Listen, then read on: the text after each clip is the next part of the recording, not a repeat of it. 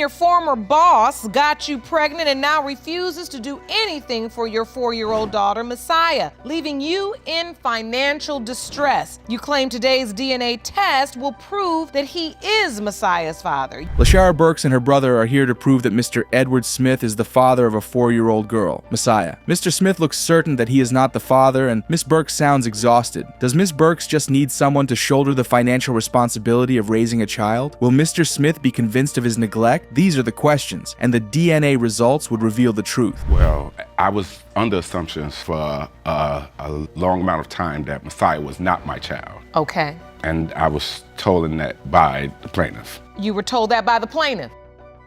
Mr. Smith is having a tough time defending himself against the siblings. He shares that they were never in a relationship as he and Miss Burks worked together. Miss Burks' brother shares with the court that she was always with him, even when he worked there. This makes the case a bit more complicated than it should be, with both parties having opposing views about their relationship. They're nice together, so. Can I respond to that? I would like that. Okay, reason why, Your Honor, she would spend nights at my home was because my business was in my home. Judge Lakes finally asked the question we've been wondering. How do you get into a sexual relationship with your boss? Calm. Mr. Smith may not be a completely innocent person after all. The brother mentions his sister spent nights at Mr. Smith's place. Ms. Burks explains he asked her for a massage one time and they ended up in bed. What sort of employer asks his worker for a massage? For almost 2 years, Yeah. You say it was only one time. Because for that 2-year span, when she was saying that was this supposedly relationship, she was literally telling our friends and co-workers. Mr. Smith is adamant about their relationship being a one-night stand, but Miss Burks and her brother insist the relationship went on for almost 2 years. Judge Lake is still trying hard to understand the story. Mr. Smith explains that Miss Burks was telling her co-workers that she was in a relationship with the boss. Despite her brother insisting they spent a lot of time together, Mr. Smith says they never went on a date. I related her because she told me her and her boyfriend at the time, who she was dating, was having a child. So it was a regular day at work. That's not true. It was a regular day at work, Your Honor. That's not true, Your Honor. So, How did you tell Mr. Smith you were pregnant? meaning I already knew she was pregnant. Now we know Miss Burks has a type, and her type is Mr. Smith. This is why the DNA result is necessary. There are still discrepancies in the story from even how the story of her pregnancy was broken to him. At least Mr. Smith knows that their act of intimacy could have led to the pregnancy. She did not tell him Messiah may have been his because she must have been cheating. But 4 years down the line? Years old. Have you developed any type of a relationship with her? Yes, Your Honor. I've had Messiah in my home several times living with me. The court is stunned by Mr. Smith's revelation about letting Messiah into his home. Unlike what was said at the beginning of this case, he does have a relationship with the child. Plus, he thinks Miss Burks cannot protect her because of where she lives. Now, that is one bitter pill to swallow, and it gets worse. Multiple reasons. One, she would get kicked out of everywhere she stayed. So she would come and knock on my door 2 o'clock, 3 o'clock, 4 o'clock in the morning, several times. That's a lie. 2, the company that I owned and I ran out of my home. At this point, there is a conclusion that Miss Burks is in complete denial of the events that have led to this day. For everything Mr. Smith has said, she has muttered, "That's not true." What then is the truth? More than financial distress, she has home problems. With everything that has been said, there's no reason for her brother to be here because he has not shared any information about caring for the child as well. It is more like they came together like the Avengers to fight Thanos, and they are failing terribly at it. Hurts me because I don't want her to be in the same predicament as me. I used to cry off and on because I'm scared that I didn't know who the father is, and she and I never know who her father is when she was growing up. Well, a half-truth has finally been shared. In conclusion, it is safe to say Miss Burks is jealous and scared of Mr. Smith moving to a new state with his girlfriend, so this is the best time to pin the child on him after 4 years. Judge Lakes looks resigned, and now it is time to see the big reveal of the DNA results. It has been determined by this court. Smith, you are not her father. And that brings the blame games to an end. Mr. Smith's level-headedness saves the day as he is not the father of Messiah. Sadly, Miss Burks has been living a lie she told herself. The good and calm Mr. Smith quickly saves her face by agreeing to continue to take care of the child without her asking. Well, that was a chaotic one. Miss Holshoe, you claim your mother had an affair with the defendant's father, and today you're in court to prove that he is your biological father. Is that correct? Yes, ma'am, it is. It is not every day a woman comes to fight for her right to be called a daughter of a dead father in paternity court. Misty Lynn Holshoe versus the Howard sisters. Who is winning this round? The animosity is glaring as the sisters blame Miss Holshoe's supposedly promiscuous mother for destroying their parents' marriage and their home life. They accuse her of dragging their late father's name through the mud. Mr. Howard? No. Through the years after I found out that he was my father. And the only reason I'm even wanting to know that he is my father is because I've recently learned that I have terminal cancer. Life has definitely been unfair to Miss Holshoe. She has terminal cancer and wants to prove Mr. Howard is her father too, so she can ask the sisters for the medical history of their paternal family. The sisters are not even ready to listen to facts. From the timeline that has been provided, Miss Holshoe found out about her biological father several years ago when she was 13 years old. Her mother takes her to meet him, and they built some sort of relationship. Why are the sisters adamant about ignoring this? Never. Yes, one time when I was 19 years old, my dad, he was in from California. My parents were already divorced. We were in from California. He had us all meet him out at an old country bar. It is difficult to remain objective about a case like this when the sisters are unnecessarily hostile to Miss Holshoe. Diana Howard admits to meeting Miss Holshoe and her mother one time, years ago in California. She admits that her father introduced Miss Holshoe as her sister. She insists that meeting was the one and only time her father ever mentioned Miss Holshoe till the day of his death. Sudden, you are brought into contact with Miss Holshoe. Yeah. How old were you all when this meeting happened? I was 19 at the time. So you remember this day? Oh, with clearly, like it was yesterday. They were sitting in a booth with my dad across from her and her mother. Interesting revelation right there. If the deceased had already admitted to fathering Miss Holshoe, what more is needed? Certainly sounds like denial. Although there is a point from Diana Howard, both parents were messing around with other people, and she believes this led to the divorce of her parents. There is no reason to believe that her father was not under duress to have shared the news. I also say when I was in California living with my father, we had packed up our things and moved out because my father had gone to at the bar where her mother was working. This whole thing is starting to feel very disappointing. Like, come on, children should not be blamed for the mistakes of their parents. This is where the Howard sisters have gotten it all wrong. There's an air of moral superiority amongst them, and it's almost like they need an outlet to air their grievances. Unfortunately, Miss Holshoe is the unlucky one. Hello, Miss Howard. Thank you so much. Miss Holshoe contends that she shares a father with you and your sisters? Yes. And your sisters say, oh no, she doesn't. That's their opinion. Again, the name calling is unnecessary, but what is interesting is that a fourth sister, Miss Kelly, completely believes Miss Holshoe is their sister because her father told her so. Apparently their father was one busy man because Kelly remembers meeting many of his girlfriends. So much confusion, so much disorder. It certainly makes one wonder if the family is so great for a terminally ill woman to vehemently insist that she is your sister. That Miss Holshoe's just trying to stir the pot. She's trying to get into your family. You Your two are Honor. best friends, and No, you all we're want friends. We're not to be best friends. sisters, and this is their theory. Your Of Honor. course, they have all kinds of theories. Turns out the terrible treatment extends to their sister Kelly as well. They are not the cozy family united in their fight against Miss Holshoe as led to believe. Judge Lakes is taken aback by this and cannot help but wonder what is happening. But hey, family fights are normal. Kelly Howard certainly does seem like the calm sister of the family. Yes, Your Honor. My first husband and I went there. We walked into the pavilion and sat down with DL and started talking to him, and I don't remember which women it was, but chased me out, calling me all these nasty names.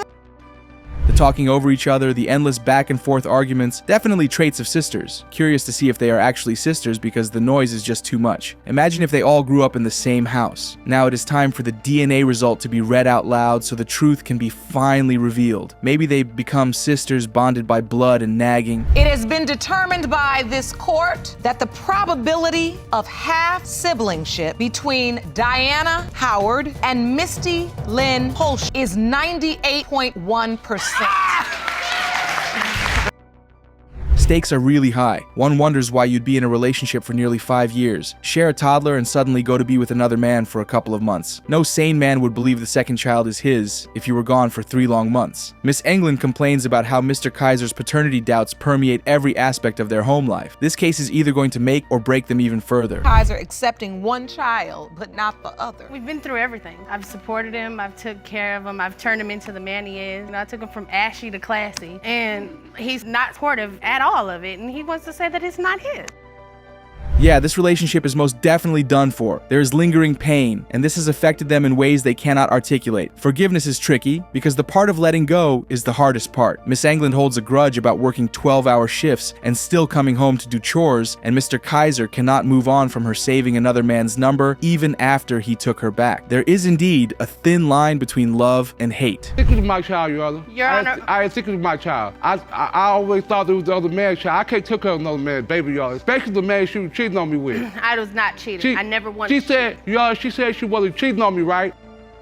What a confusing timeline of events. While she admits she had a sexual relationship with the other man, it does not negate the fact that condoms are still not 100% efficient. She also insists her sexual relationship with the other man ended when she got back with Mr. Kaiser. Her logic is pretty cut and dried. She had more sex with Mr. Kaiser, so this means he is the father of the baby. But that's not how biology works. That and hormones are always switching up. I'm not buying this, Your Honor, because she left with the other guy on the 3rd. I did not have intercourse with that man anymore. We slept together from the 28th until the 31st, right? No, until the 1st. She left on the 30th with the other guy.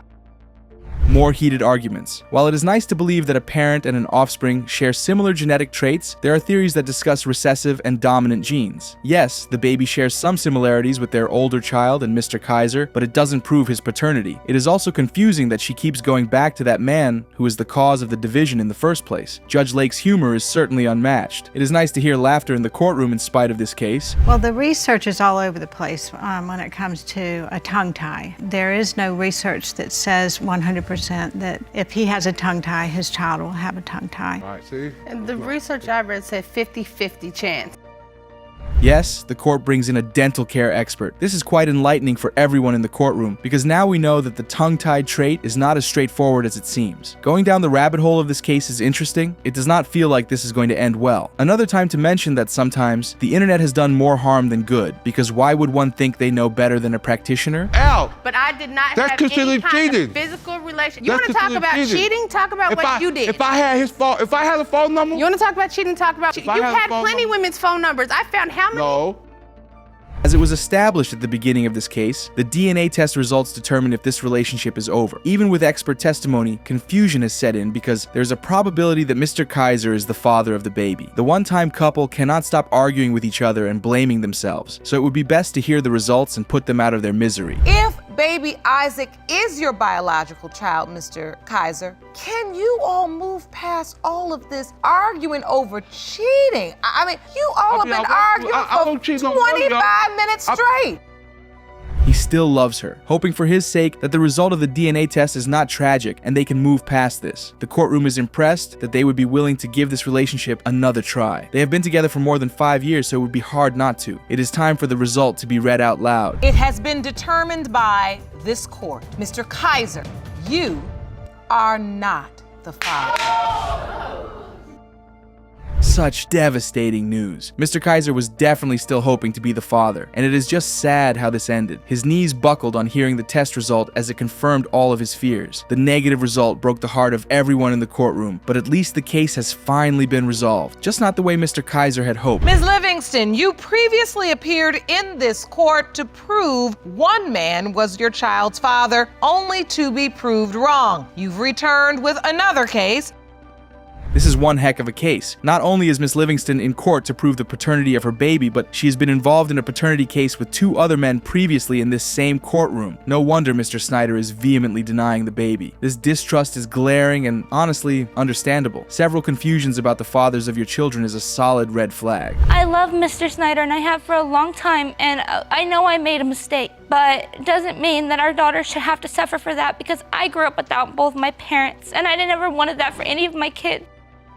Wow. She describes her serial cheating as a mistake. It is appalling to claim to love someone, continually lie to them, as well as put doubts in their mind. Miss Livingston's tears are fooling no one. Her manipulation tactic is using the child, of course. She's taking no responsibility for the fact that she is in this situation by her own hands. Actions have consequences. Mr. Snyder plans to pack up and move away if the results come out negative. One night, I was sleeping, and I just went through her phone and saw a message from a guy. Really? Yes. What did the message say? He wanted to meet up with her and have sex. Now that's a message. Yep. So you see a message, someone So she's been cheating, and there is textual evidence of another man who wants to sleep with her. The court and Judge Lakes are shocked to their bones with the explicit content of the text. This is a woman who is crying about not wanting to be a single mother of 3. It is shocking that a man could freely send such a message to her. This will be a tough case to crack. I never did because I never gave in to him. I said no. And when he asked me if I was alone, I don't see you saying no. No, it's not all the messages either. When he asked me if I was alone, I told him no, that my boyfriend would be there. Apparently, this kind of texting goes on from time to time. How Miss Livingston is handling the situation calmly and even smiling at that is quite impressive for a woman who was crying seconds ago. The current problem is that no partner would ever be comfortable with that kind of loose boundaries concerning an ex. This makes it easy to sympathize with Mr. Snyder. On Facebook, when I was really far along, I was getting ready to have her actually. I think Did you get that message, Mr. Snyder? Yep. When you got that message, what happened? She told me I wasn't the father, and that she slept with someone else. Talk about pettiness. And one thing about Mr. Snyder is, he is going to have evidence in print. It does seem like we are dealing with 2 emotionally immature people, thus making this case draining and more complicated than it should have ever been. Although the meanness that stems from Miss Livingston is understandable, but yes, she went too far with those messages. Facebook, I unblocked him and messaged him, and I told him that I was wrong, that I shouldn't have said what I said, and that he was the father, that I never cheated. And everything that had happened from the moment that I stopped talking to him till that moment, I sent him all my pregnancy pictures, all of the updates. I sent him everything. She didn't even that look like happened. me when she was born. Facebook is really in the business of reconnecting the lives of these 2. She stayed away from the man she claims is the father of her unborn child for months. Then, she returned with pregnancy updates after planting the seed of doubt in his mind. That is crazy work. The fact that this happened when she was 7-8 months pregnant is more insane when you try to wrap your head around it. I'm sorry, but she looks just like him. We have other pictures that show that she looks just like him. She has his ear, okay? He has an ear that has a bent down in there, and it looks like a little elf ear. It's pointed. She's got the same ear. Too much information? Too much information. There is no reason to hear how the baby was conceived, but the courtroom is entertained. It will always be adorable how mothers get when they are explaining the features of their child. The twinkle in Miss Livingston's eyes when she starts speaking about 4 months Emmeline is one to admire. For her sake and Mr. Snyder's sake, I surely do hope her certainty is proven right. Nobody else since me and him met. Okay, since we've met. Since April But you don't believe that? 2017, I have slept with nobody but this man. Nobody. And it makes you so emotional. Why? The love Miss Livingston has for Mr. Snyder always brings tears to her eyes. On the other hand, he does not seem sure of it at all. His body language and facial expressions are telling a different story. The verbal reassurance that she has been faithful are strong ones, but it is hard to believe with all of the textual evidence that have been shared in court. Will one DNA result be what it takes for his doubts to be cleared? Let's find out. By this court, Mr. Snyder, you are the father.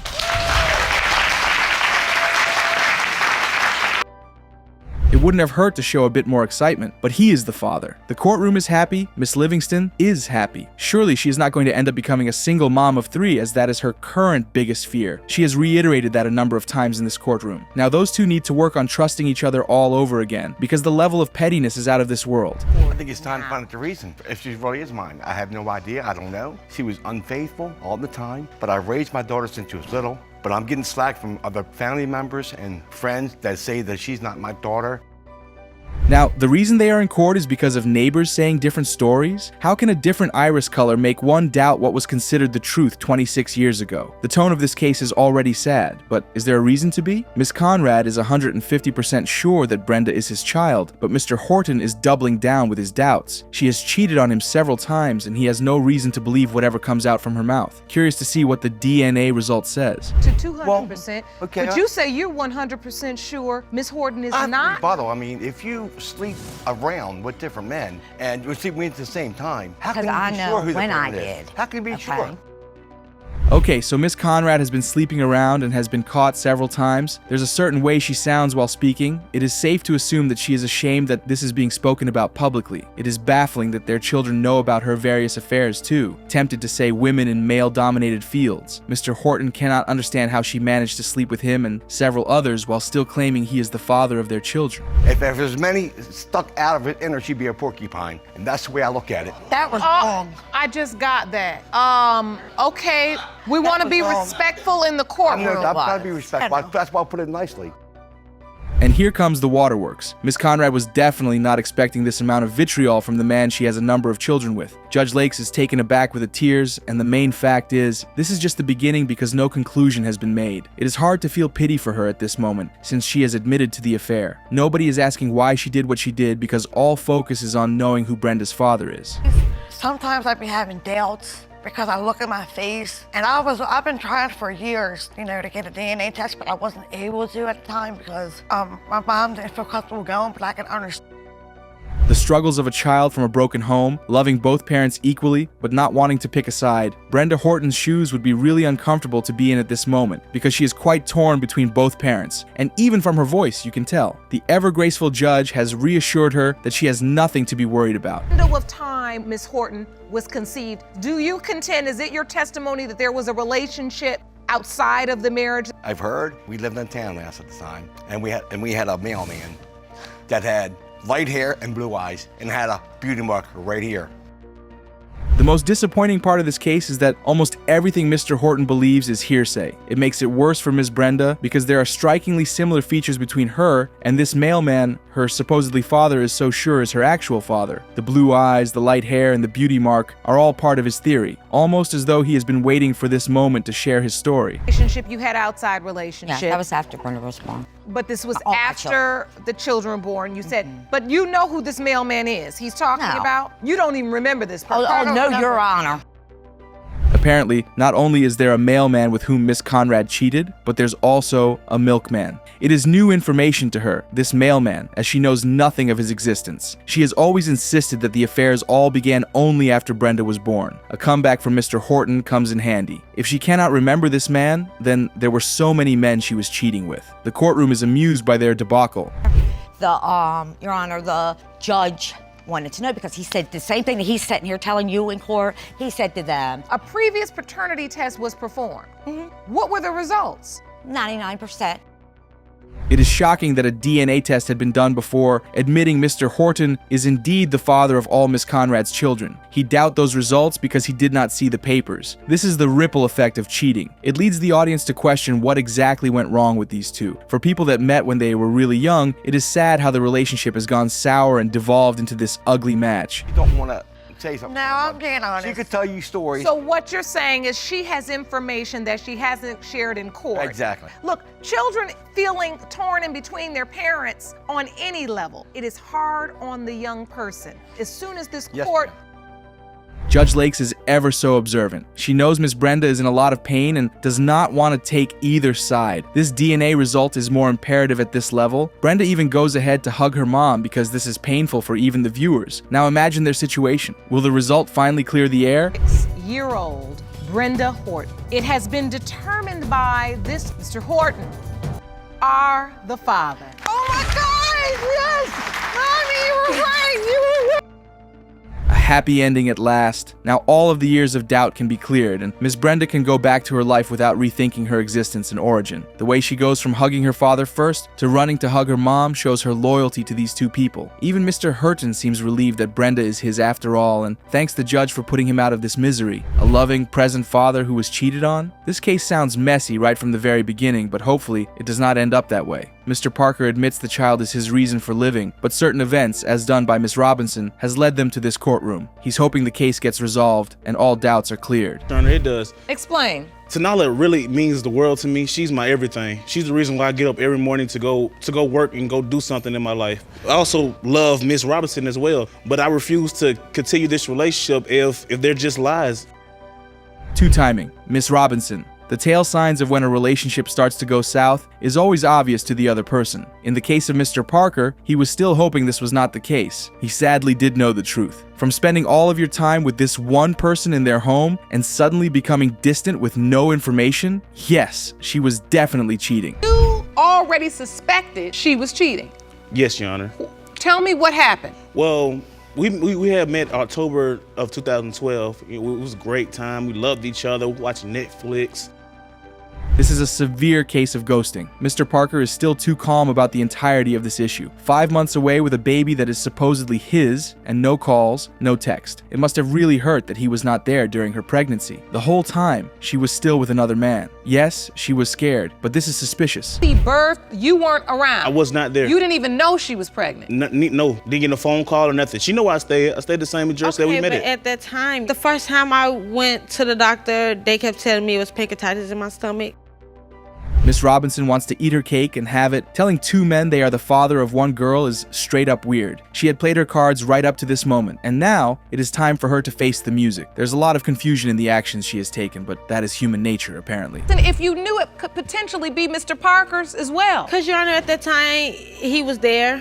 And around that time, I had lost contact with Mr. Parker, and I didn't know how to come to him. And Poor Mr. Parker. With each revelation, it is like he no longer knows what to believe. The doubts are compounding, and Miss Robinson certainly does not seem fazed, and there's not even a tiny bit of remorse in her voice. She is saying things just as they happen. She acknowledges that he would be hurt if he had known the truth, but there was no best time to rip off the Band-Aid. This case is messier than expected. Boys, what you did, I stepped up. I became a man. I became a man. I was a boy. I was a boy to a man. Again, a present father. He did not think about missing out on 5 months of this child's life and has been present every day since he met the baby. He did the whole becoming a better man thing for his child, and that is impressive. The obvious delight of his voice talking about this child with so much pride is adorable. Miss Robinson definitely knows his weak spot and is capitalizing on that. Yes. So ready to stand. Ms. Robinson, I'm her sister. What do you know about this? I talk to her a lot on the phone. I hear her crying a lot. I moved down here from Chicago to help her out. Miss Robinson's sister is not tolerating any half-truths, and this is hilarious. She is meant to be her sister's witness, but there she is, defending Mr. Parker, who is already the courtroom's favorite. It is admirable that she is objective about this whole situation because it is definitely shady. She even acknowledges that he did not slack in providing on the financial side, which is often a problem. How can you be so certain if you were with both of them during the window of conception? I had sex with Mr. Parker more than I did the other guy. We had... Again, Miss Robinson's sister provides the perfect commentary for this case. It is despicable and sad that an adult refuses to acknowledge that all it takes for a fetus to be formed is one time, no matter the duration. The courtroom even knows this, and this feels like a comedy show now. The results are in, and it is time to know. Mr. Parker or Mystery Man, who is the father? Determined by this court, Mr. Parker, you are not Nyla's father. Oh my God.